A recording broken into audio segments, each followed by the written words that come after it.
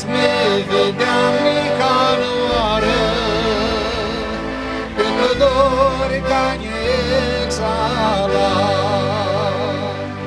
Sme vedeam Nicanor, pe păduri ca exalat.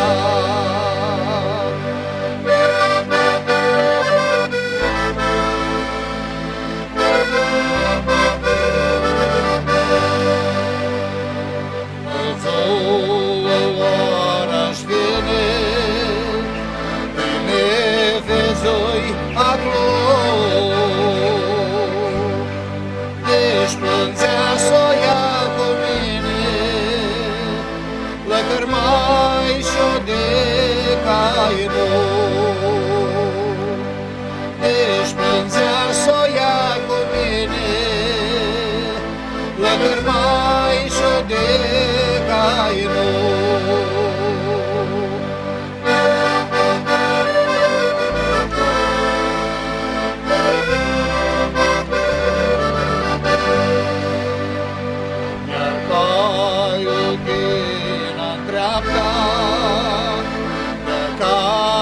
De la noi, țenurile din Pistihoară, sus era copii de oi. Țenurile din Pistihoară, sus era copii de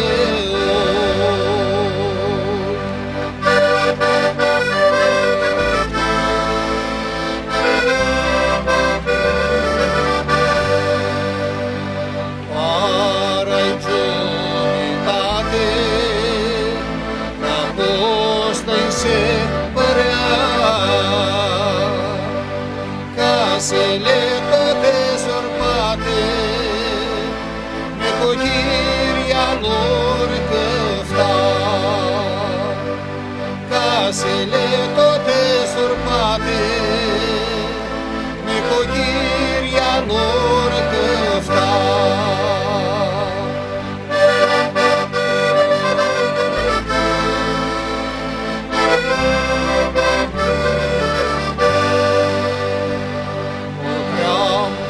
Tream,